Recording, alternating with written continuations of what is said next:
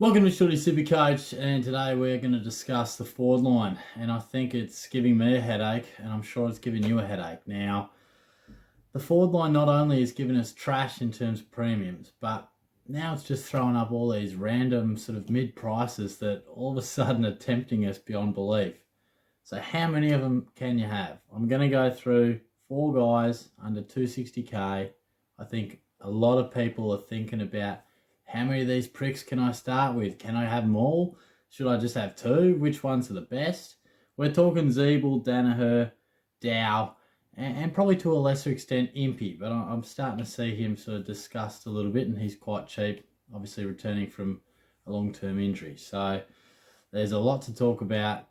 I've just knocked off work on the Monday, and I think most of my afternoon will be smashing out videos because there was a lot that went on over the weekend. I mean, the practice games were just headlines all over the place. It was great to have footy back, but just in terms of Supercoach, geez, there would have been a lot of people shuffling around their sides, I bet. And to be honest, I've been tinkering as well. But I'm going to go through these guys just from the highest priced one to the lowest, and I'm going to assess their job security, scoring potential, and risk assessment. Now, I think it's important to look at those three categories for a lot of selections, but particularly for these guys. And I guess off the top, what's their pass mark? What do you want out of these guys if you pick them? I think at the price range they're at, we just want a solid sort of 75 to 85 average for probably 6 to 10 weeks, basically. That's what we want. And they will go up in price. We're hoping they make over 200,000, maybe 180 to 240k up in value, and they can be a stepping stone to a premium. I think that's probably why we're selecting them, but we certainly want them playing good footy early, and that's what it's all about. So let's go through Jack Ziebell, 257k, and he's been a guy that I reckon has been talked about the longest and seems to be the safest. Now, we've seen a position change for Ziebell. Of course, he's been an inside mid for years. Now Noble's looking to deploy him as a defender, sort of a bit of a general back there, and just sort of we'll get a few more intercepts, we'll get a few more easy possessions, and I'm sure it's not beyond the realms of possibility for him to be thrown into the midfield occasionally.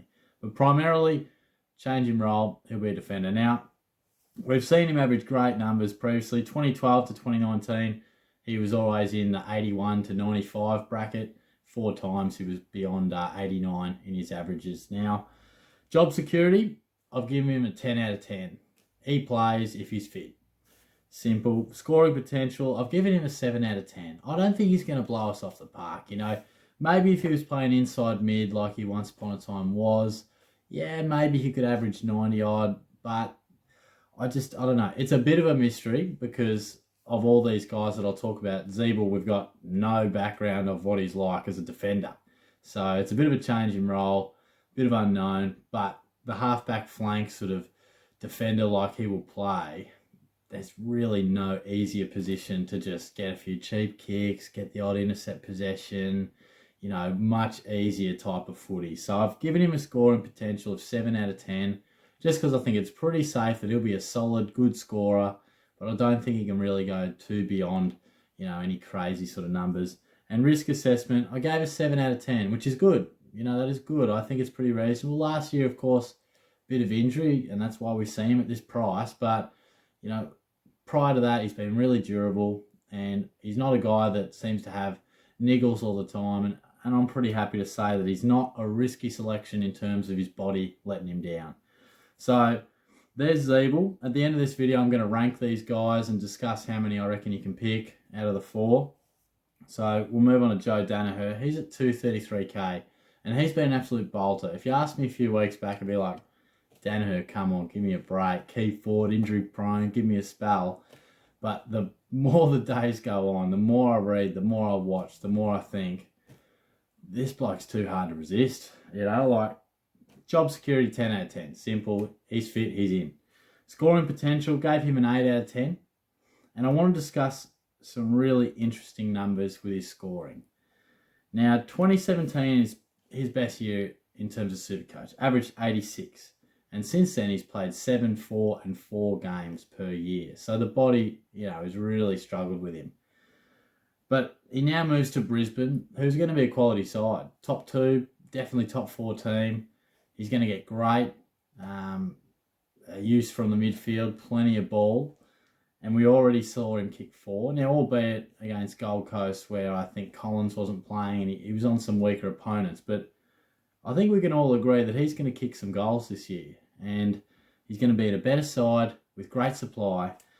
Really interesting from that 2017 year. Now, you can't always mark it on goals, but for a key forward like Daniher, he will live and die by the sword in terms of how many goals he kicks each week. In 2017, he kicked 3 or more goals on 14 occasions.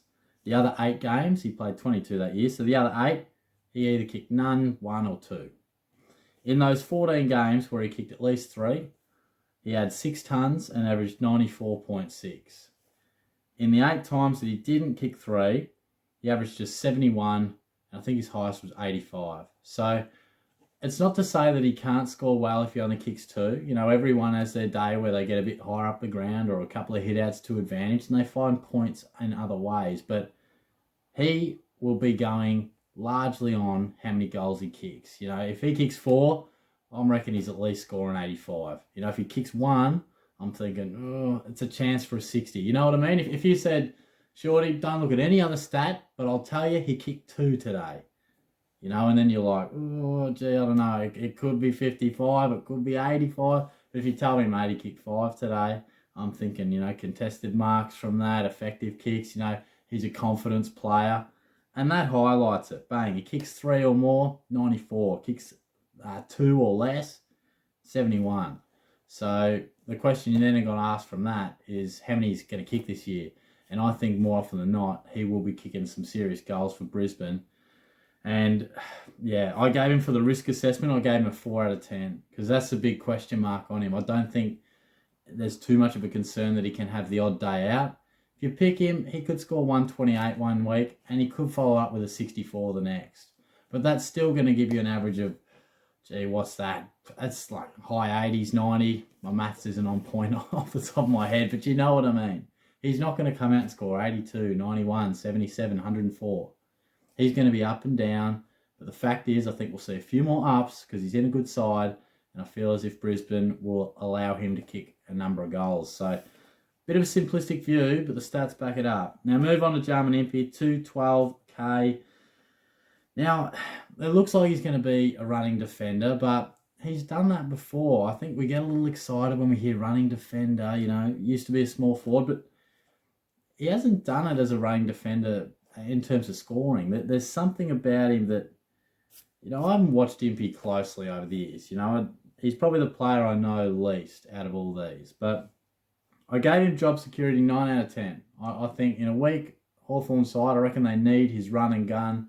A bit of leadership too. You know, he's more experienced type now in a young side. Scoring potential, I just gave a 6 out of 10.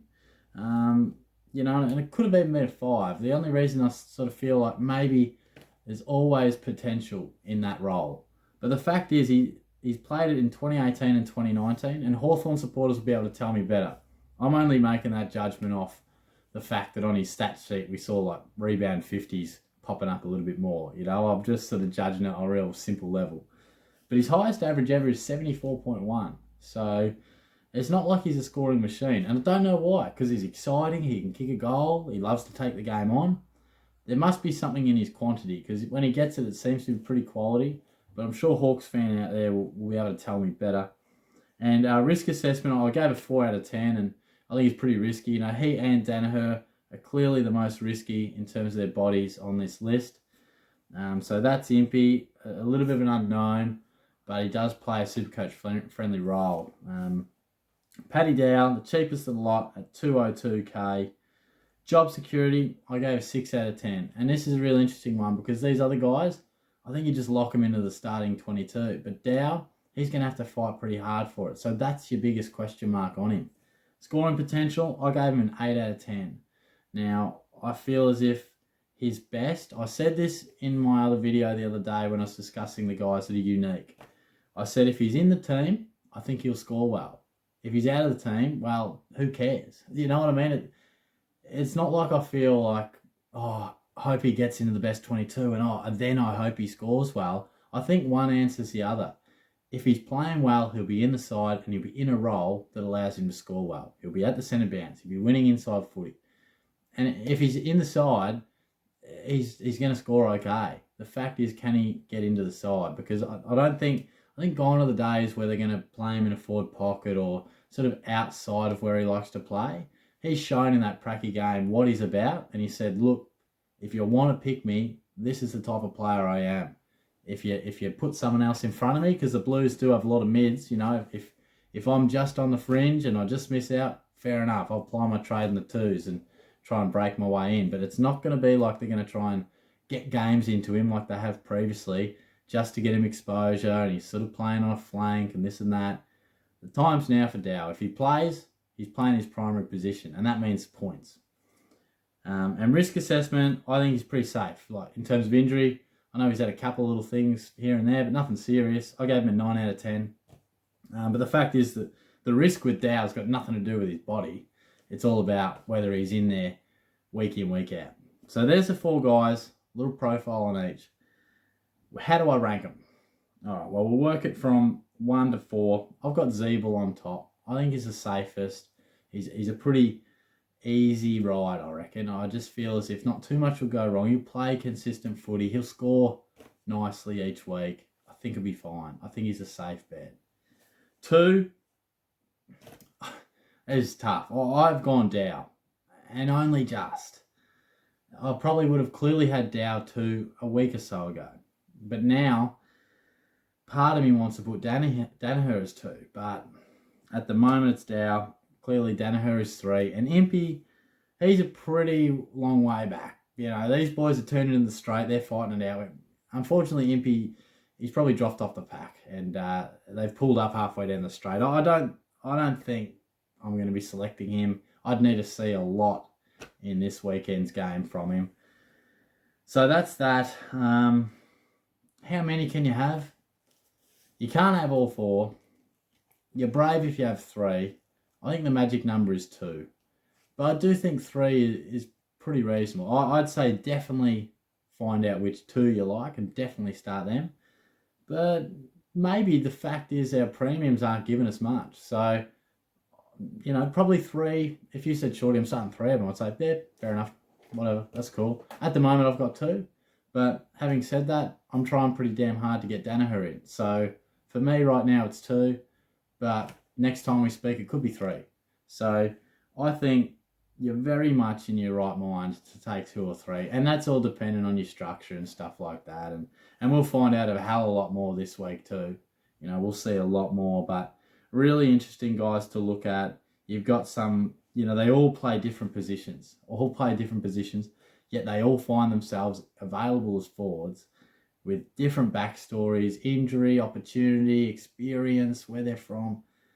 Very interesting topic. If you nail these, gee, it could give you a good head start because you get that good amount of coin flowing through, but you also get the good points. And I reckon we'll need to bat pretty deep in the forward line because I don't reckon we'll have too many premiums holding the ship up early. So I'll be back pretty soon. I would imagine by this point I've already discussed the weekend and I'm sure we'll have some other content flowing through. I'm off to Wye River this weekend and I meant to plug that I was going live on Wednesday night at 9 p.m.